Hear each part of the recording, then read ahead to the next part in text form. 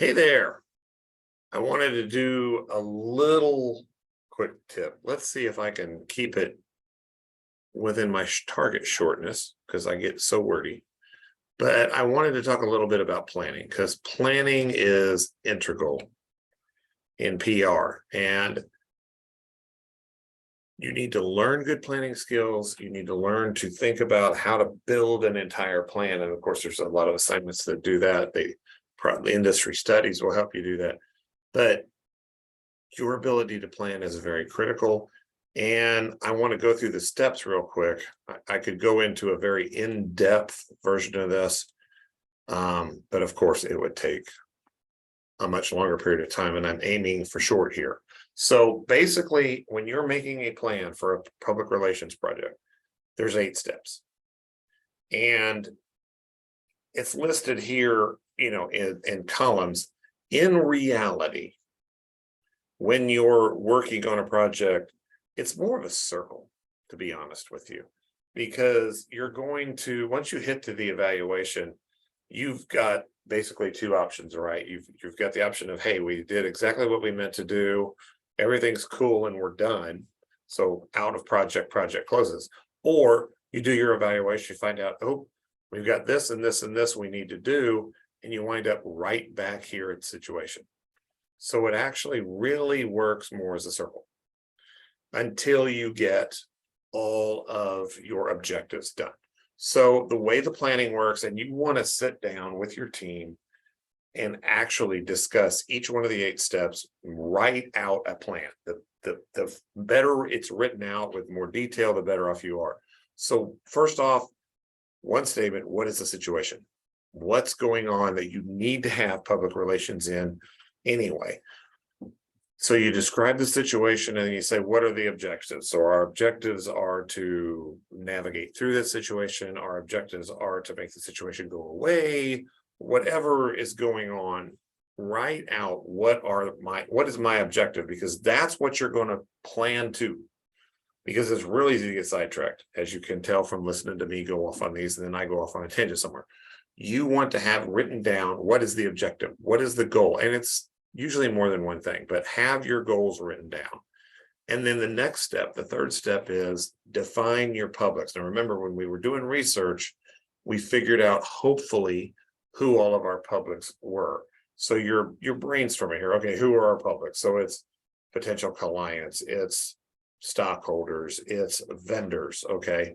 And then make sure that you try to get a rounded picture of all your publics, because you want to make sure you've got all of the potential publics there on the plan. Because if you get further down and you realize, oh my gosh, we forgot about this public, we've got to do something, you wind up back here. And most of the time, because you now have another public that you're dealing with, it's going to change your strategy. It's everything down below this is going to change. So you want to do as good a job as possible as figuring out who are all your publics. Then you need a strategy. And this is the high level stuff, not the details, but the high level stuff. We're going to approach this from a social media standpoint.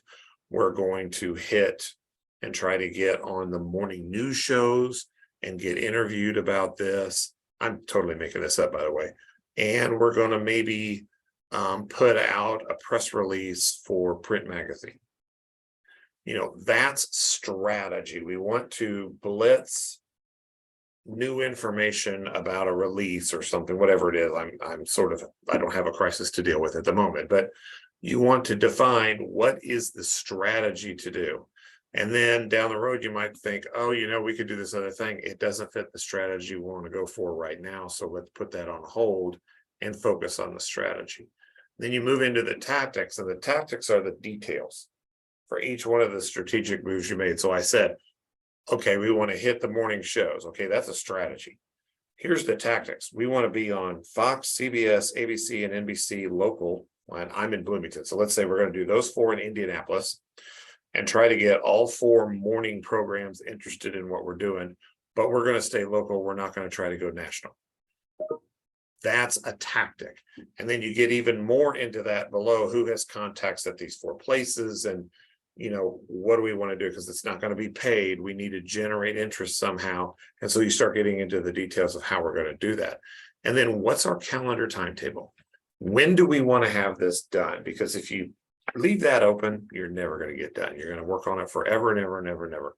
Set an end goal and then set up steps along the way. Gantt charts work really well for this. Excel's kind of set up nice to do this, but you want to make sure that you have checkpoints along the way. Okay, here we're 2 weeks out. We want to have this done. Do we have it done? And 4 weeks out, we want to have this done. Will we have it done? So you create a timetable that's realistic. And then you have to look at budget, because most things have some monetary thing tied to them. Now that assignment you had last week about where the client wanted you to lie about the hotel and all of that kind of stuff, in it, if you remember in the instructions, they said they have no budget, they have no money. So then that's going to affect your strategy and your tactics if they don't have a budget, right? Because now you've got to do that. And when I was working public relations, this was one that I had to deal with a lot of times. I would have a teeny budget. And so we would have to go to social media and try to operate more on hashtags and that kind of thing, where you don't have to spend money for like Facebook advertising, and try to generate interest and buzz without spending any money. So this one's critical. You got to make sure you've got your budget. Then you always want to stay within your budget. And then the last step that you absolutely must do is evaluation.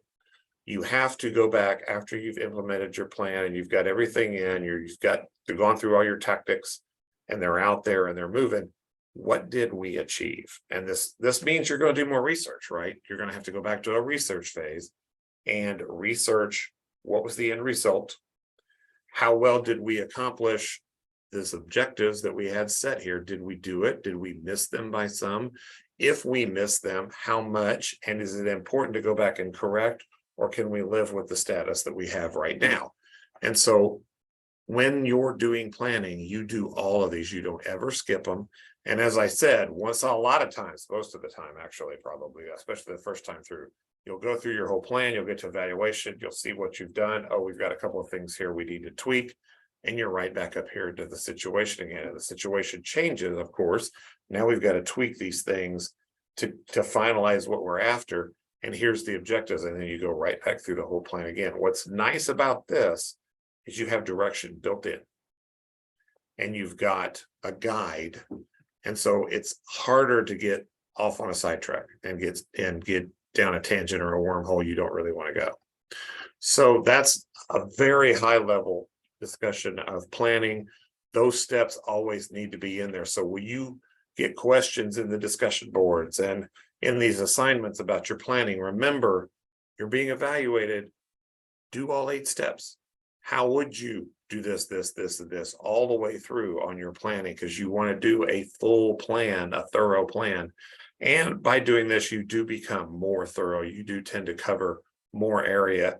And it especially helps if you have a team of people looking at it, not just 1 or 2 people, but the more eyeballs you have looking at it, especially when you add different departments and different nationalities, and the more diversity you can add, the better your success will be here, because some people will see stuff that other people won't see. And so you want to have a lot of people involved in this. And that's program planning. Hopefully that helps you, and I'll see you later.